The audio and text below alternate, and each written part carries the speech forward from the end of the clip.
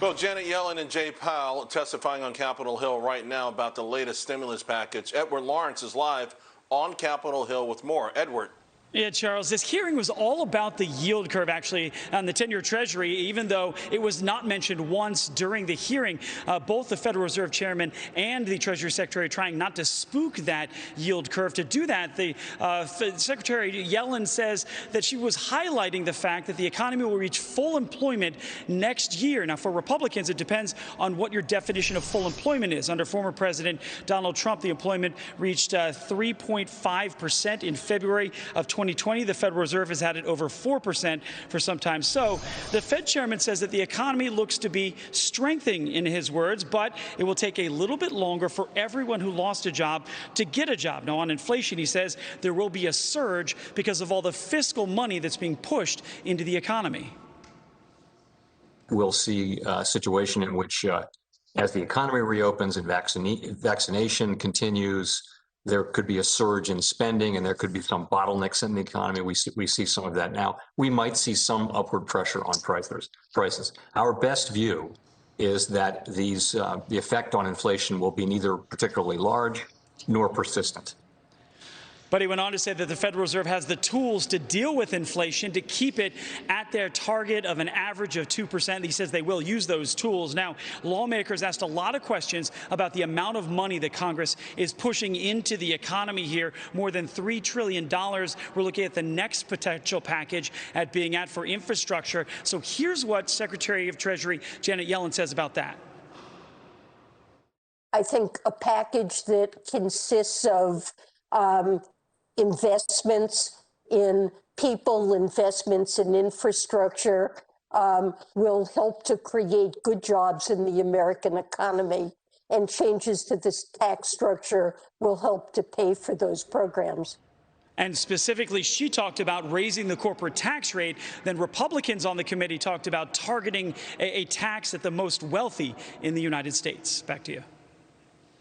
Edward, thank you very much. Now, the Federal Reserve and Treasury working hand in hand. It feels like that there's nobody watching our flank, right? If they're just printing. I mean, I get Jerome Powell and Janet Yellen want to save the economy, but something has changed dramatically in the sense that both now seem to be looking more towards societal L's rather than the old school things that they used to do. I mean, our whole financial system is in uncharted waters, and many would say on a dangerous path. Joining me now, Quill Intelligence CEO, former Dallas Fed advisor Danielle DiMartino Booth. Your thoughts on the testimony that we saw today? And by the way, also while we're at it, can we really spend our way to prosperity? Well, you know, Charles, it's that second question that is the most undetermined. You've seen a lot of CEOs, you've seen a lot of small businesses looking to hire Americans, but you haven't seen a lot in the way of commitment in the sense of permanent job creation. You've seen a lot of temporary jobs be created, but we always want to know, if we're looking for demand to be self-sustaining, what the economy is going to look like when you're not injecting record levels of personal income into the wallets of Americans. I'm sure, look, you watch the market much more closely than I do. We've seen record inflows into the largest tech funds, largest tech ETF, equity exchange traded funds. We saw the largest inflow on record in the equity market last week. We've seen travel and airlines and hotel prices go through the roof. You know you're going to get a surge of spending. You know there's going to be an influx of money into the equity markets. But I'm not so sure that that's exactly what they were trying to sell to Congress today at all. They were talking about job creation, not consumption and spending. They're two different things, Charles, and I think we have to distinguish between them. And Jerome Powell himself believes that it's going to be short-lived, right? So all of the spending you're talking about is going to happen as we get reopening, but he believes it's a very short-term phenomenon. Anybody worried about inflation should not be worried about it. And then we get back to your point. They can keep printing and printing and printing until they get to whatever the new definition of full employment is. But does that create other dangers that we haven't thought about? Well, I think we've already seen evidence of financial instability percolating its way through the system. But more to your first point, Charles, is the fact that, and I hate to bring the dot plots back up. I feel like we've just gotten over talking about the dot plots. But if you look at the dot plots, you're right. Jerome Powell and his peers at the Fed, they do see GDP growth falling off sharply after the third quarter of this year and falling back to kind of this 2% trend line. I don't associate that with the self-sustaining, growing escape velocity type of economic growth, and I don't think he does either. And that gets us to the conundrum: are we going to be looking at a situation? I think one of the Congress people actually had the insights to ask this today. Are we going to be looking at a situation where we're constantly having to print more? And that is not what you get if you craft infrastructure legislation in an FDR-esque model where it's a public-private partnership and you're making sure it's not just more bringing home the bacon, pork type of spending. Yeah, I feel like it's more of the latter right now, Danielle. Thank you very much. Always appreciate your insight. It's really fantastic. And I want to kind of stick to this topic of taxes. Take a little bit of a different angle, because think about Biden's rescue plan for a moment, right? The language in there, many interpret part of it to be a threat against states who wanted to cut taxes. We also know that there's major push in that package that could bring back the welfare state. Democrats are working on legislation that would effectively remove the right for states, the right to work states, right? That would take all of those votes and just move them to the side. And all of this while there's another bill out there that would really expand vote by mail, superseding against states' laws. So joining me now from the Bahnsen Group, their managing partner, David Bahnsen. And David, what I'm looking at here, we are focused on taxing and spending, but the other part of this, where the federal government is really elbowing out states and states' rights, I'm really concerned about that, because I don't think it's getting enough press. Well, it's getting virtually no press, except for, of course, outlets like yours here, Charles, and it's really important.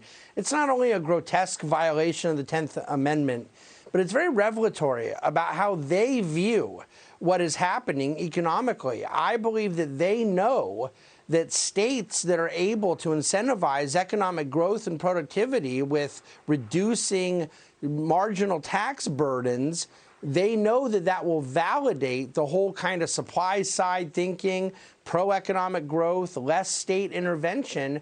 So to end up having comparative data where you see states that cut taxes and have the economic recovery they have versus ones that don't, I don't think they want that data sample out there. This is really, really dangerous, and there is no reason for states to participate in this kind of oppression.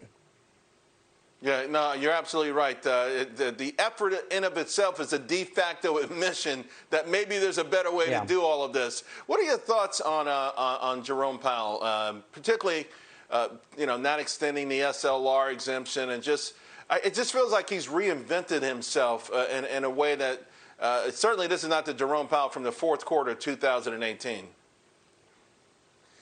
Well, it's certainly not, and a lot of in our world is much different as well, in fairness. So I would make two comments, because the SLR deal really can't have anything good said about it. It's utterly bizarre. The idea that banks would need to hold 5% capital cushion against United States government debt, against Treasury bonds, is utterly insane. And the only people pushing for it, from the banks to regulators, the central bankers themselves, all of the review of this, the only people asking for it are Elizabeth Warren and Sherrod Brown and that ilk, really radical, far-left progressives. It is meant to be punitive to banks. It disincentivizes lending at a time when loan demand itself is having a very hard time coming back up, and at a time when the government is begging these primary dealers to buy trillions of dollars of their debt. It's ridiculous to disincentivize them from holding the debt on their balance sheets. Someone doesn't understand how capital ratios work. But see, Chairman Powell is not that person. He does. And for him to capitulate here is really disappointing. I'm not as critical of Jay Powell for a lot of the other things going on as others may be, and our friend Danielle often makes really great points about what's going on. And the only reason I say I'm not is because I think he's dealt bad cards.